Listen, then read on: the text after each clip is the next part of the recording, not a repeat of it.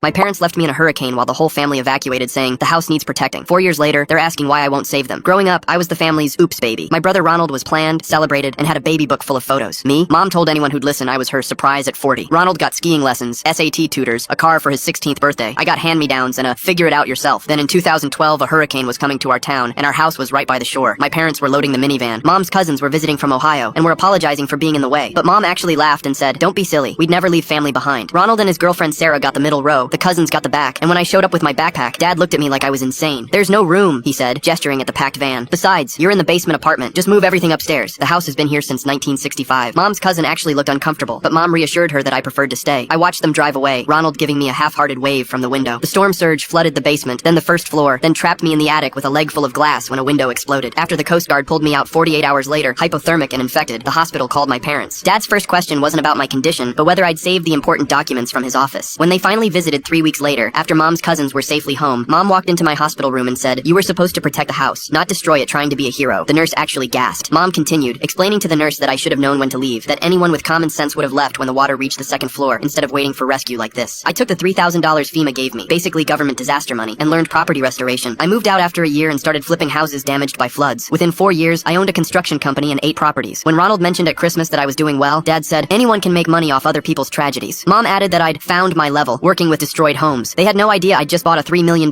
beach house in Miami. Everything shifted in 2020 when their house burned down. They'd ignored 5 separate electrician warnings because Dad thought they were scamming him. Mom called me sobbing, but not with apologies. Instead, she said, "Your father and I need to stay at your Miami beach house while we fight these insurance crooks." When I said they couldn't stay with me, she went quiet. "What? Ronald says you have a huge house now." That's when they showed their true colors. Mom started calling all our relatives, telling them I was brain damaged from the hurricane and refusing to help out of spite. She kept saying I was damaged, like my trauma was my fault. Dad emailed my business partner saying I'd abandoned my elderly parents and that my company was built on fraud. When that didn't work, Mom went on Facebook, posting old family photos with captions about how her son would rather see his parents homeless than help him. They did too much when Dad remembered an old joint account from when I was a teenager. He drained $30,000 and told Mom I owed them that anyway for 18 years of housing me. Then Mom filed for emergency assistance using my business address, claiming she was my dependent. When I contested it, she told the social worker I was having a psychotic break from PTSD. That's when I decided they'd used me for the last time. If they wanted to play dirty with paperwork and lies, I had receipts of my own. I didn't have to do much. The $30,000 Dad stole was already flagged by the bank's fraud system. When they investigated, they found everything. The fake emergency assistance forms, the forged signatures, Mom's lies to social workers, even attempts to claim my properties. The federal investigation moved fast. Within 2 weeks, their accounts were frozen. Dad got arrested at the grocery store for tax fraud and theft. Mom called me screaming from the parking lot. "You called the cops on your own father? You selfish monster. We're losing everything because of you." I stayed quiet while she raged. "We raised you. We gave you shelter. Now you're destroying us over one mistake?" But it wasn't one mistake. The investigator found they'd been stealing from Ronald too, taking out credit cards in his name. Ronald found out when the police called him and cut them off completely. The worst part? I found out our house was condemned before the hurricane hit. They knew it would flood.